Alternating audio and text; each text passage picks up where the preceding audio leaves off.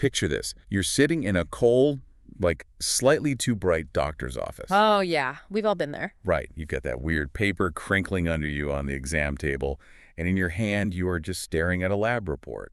And to the untrained eye, that report is essentially written in another language. Completely. It's just a wall of impenetrable, ancient-sounding words. You see these massive multisyllable terms, and immediately your heart rate spikes. Yeah, it's incredibly overwhelming. It really is. Yeah. You're sitting there thinking, what is my body doing, and why does my diagnosis sound like a Greek tragedy? Which is a very natural reaction, honestly. But, I mean, this isn't just about medical trivia. Understanding that piece of paper is about knowing if you need to panic or, if you need to ask a specific question or maybe seek a second opinion. Absolutely. It's the difference between feeling helpless and actually being an active participant in your own healthcare. Exactly. So today on our deep dive, we are handing you a decoder ring. We are going to isolate one of the most common, powerful, and honestly misunderstood suffixes in all of medicine. We are talking about the suffix emia.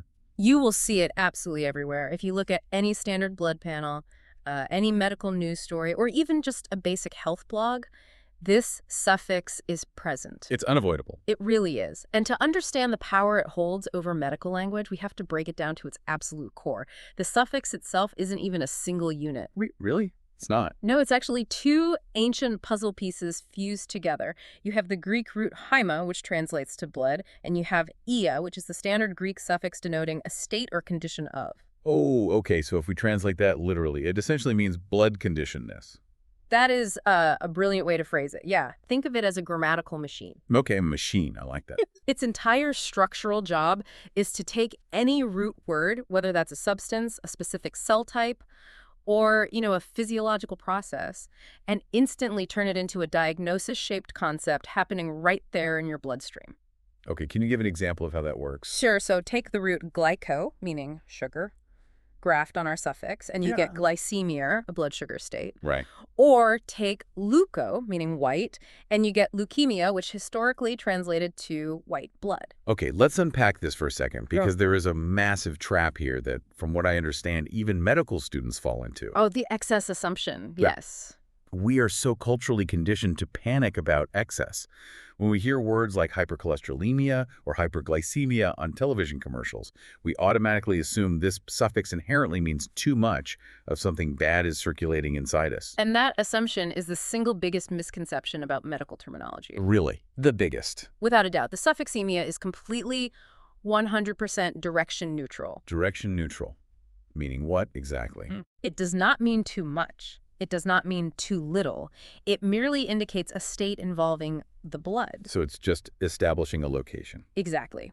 The direction is dictated entirely by the prefix or root that comes before it in the word. So hyper tells us there is an excess. Right. And hypo tells us there is a deficiency. But the suffix itself is merely the stage where the biological play is happening. Okay, that makes sense. And the greatest proof of this neutrality is a word so common we barely even register it as medical jargon anymore. I'm talking about anemia. Oh, wow. Yeah. If you break down anemia using this formula, it's am, meaning without, and hyma, blood, literally translated without blood. And obviously, no patient walking into a clinic with anemia has literally lost every drop of their blood. Right, that would be a very different kind of emergency. Exactly. Clinically, it describes a deficiency. Specifically, it's a lack of healthy red blood cells or a lack of the hemoglobin protein they carry. And hemoglobin is the thing that moves the oxygen around, right? Yes. To understand why this matters, you have to look at the mechanism. Hemoglobin is like a molecular basket that carries oxygen from your lungs to the rest of your body, and iron is the structural core of that basket. Okay. If your diet lacks iron, your bone marrow starts building empty, defective baskets.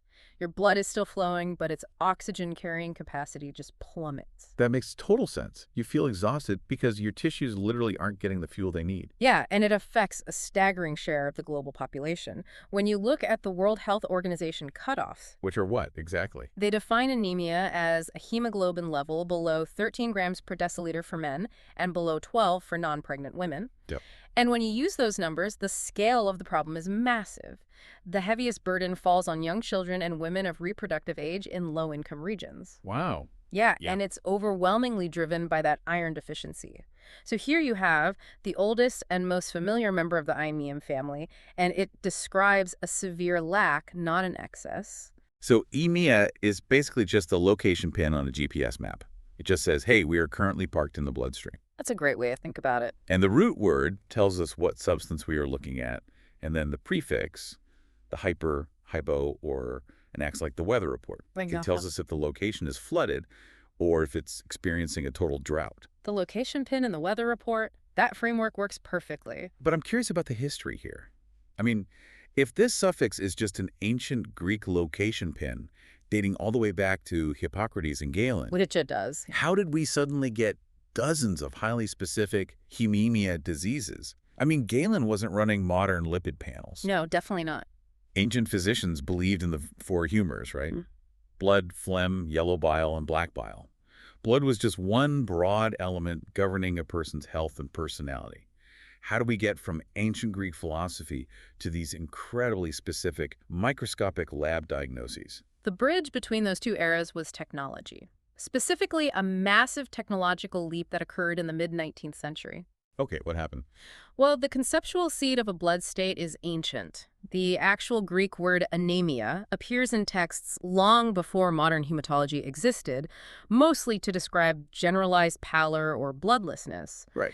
But the systematic coining of new hygemia words, grafting it onto roots to officially name newly discovered diseases that absolutely exploded in the 1840s because of the invention of the compound microscope. No. Suddenly doctors could actually see what was swimming around inside that location pin. Exactly. Which brings us to the naming war of 1845. It is a defining historical moment for this suffix. Naming war. That sounds intense. It kind of was. You had two visionary physicians working completely independently of one another, John Hees Bennett in Edinburgh and Rudolf Virchow in Berlin. Oh. They both utilized this new microscope technology to look at the blood of severely ill patients, and they both observed the exact same anomaly, a massive abnormal excess of white corpuscles. So they are peering through their lenses at the exact same slide, essentially, but they come to two completely different conclusions about what they are looking at. Spot on. Bennett looked at these white cells and assumed he was witnessing a severe infection. He called the condition suppuration of the blood. Suppuration, like pus. Yes, basically concluding there was pus forming in the bloodstream.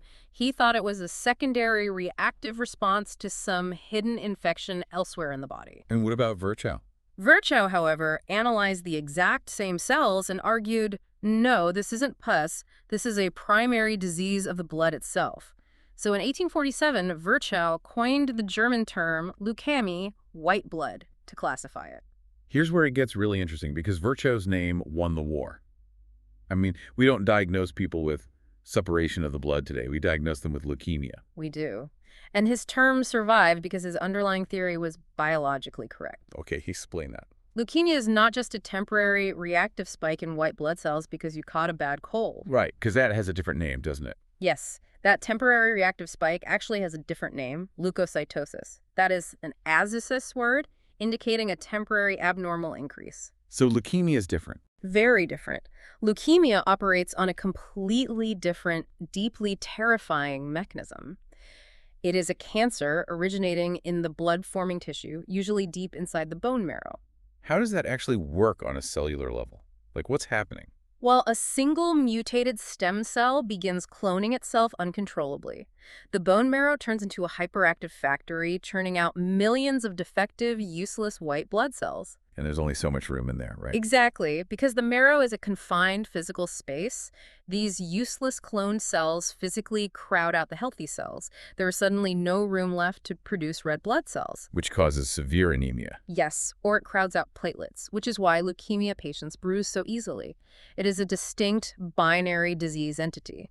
You either have that mutated clonal stem cell multiplying in your marrow, or you don't. And tracking that specific disease, Virchow named, has led to massive medical triumphs over the last century. Yeah, absolutely. I Yeah. mean, acute lymphoblastic leukemia, which is the most common childhood cancer, had cure rates near zero in the 1960s. Today, through generations of targeted clinical trials, the cure rate is roughly 90%.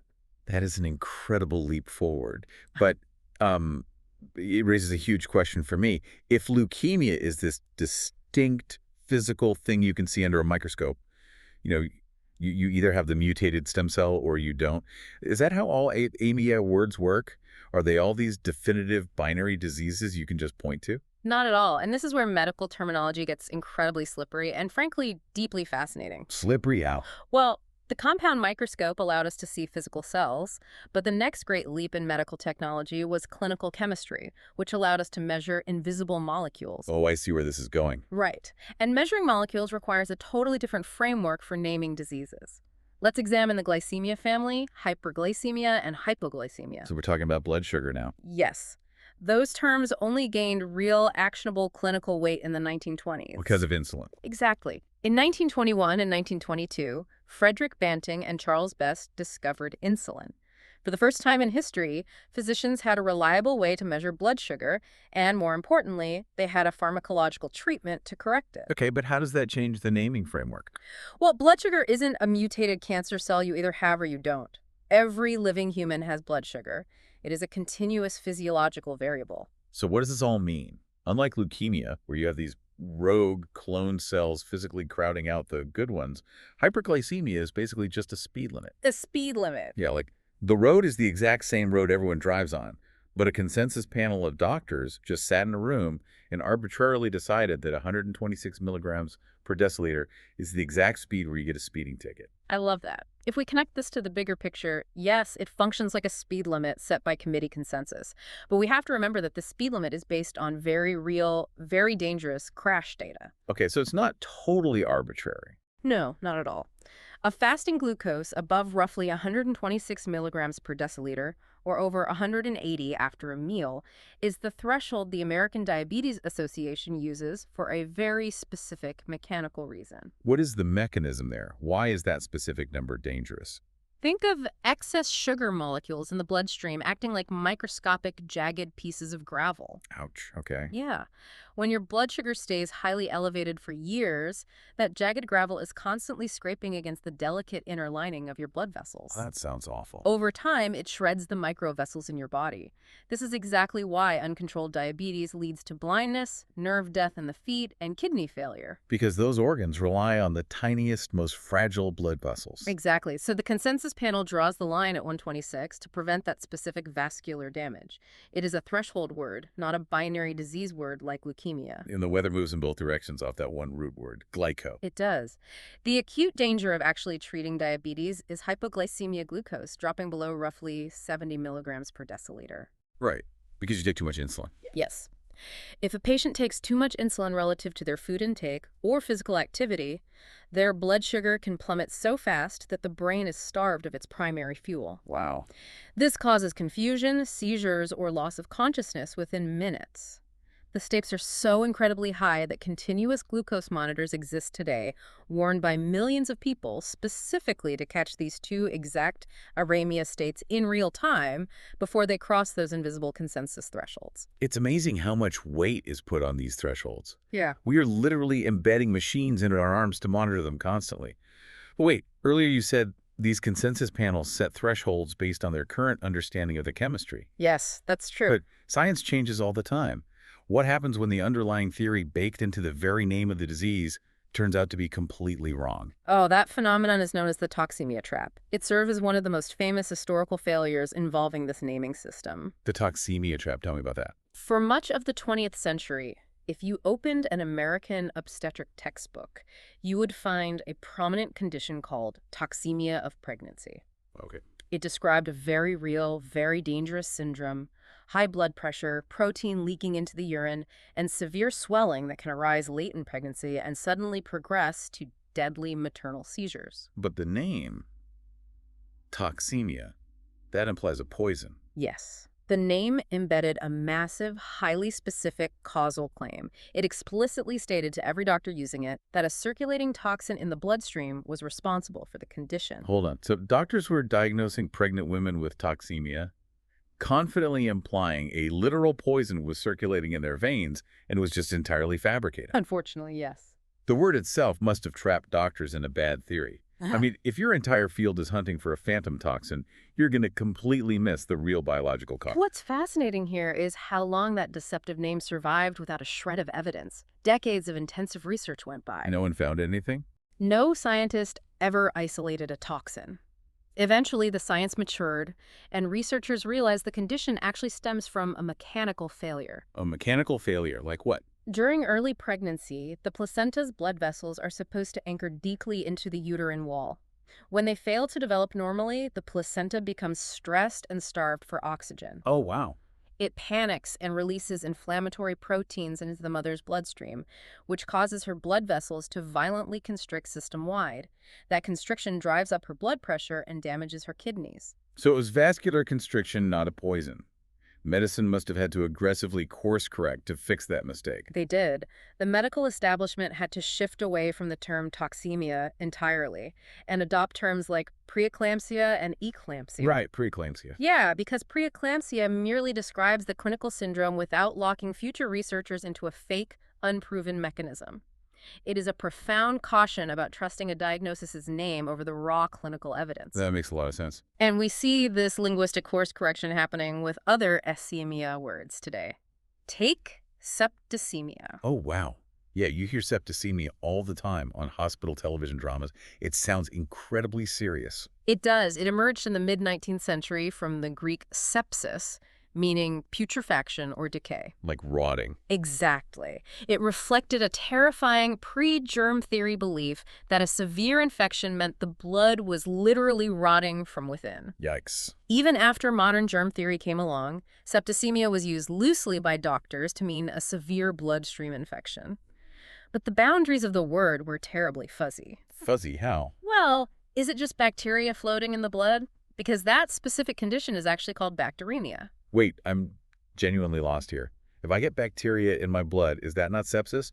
Where does septicemia even fit into that picture? Your confusion mirrors the exact problem the medical community faced. Bacteremia is just the physical presence of bacteria. You can get transient bacteremia harmlessly just from brushing your teeth vigorously. Are you serious? Just from brushing my teeth? Yeah, but your immune system usually clears it in minutes.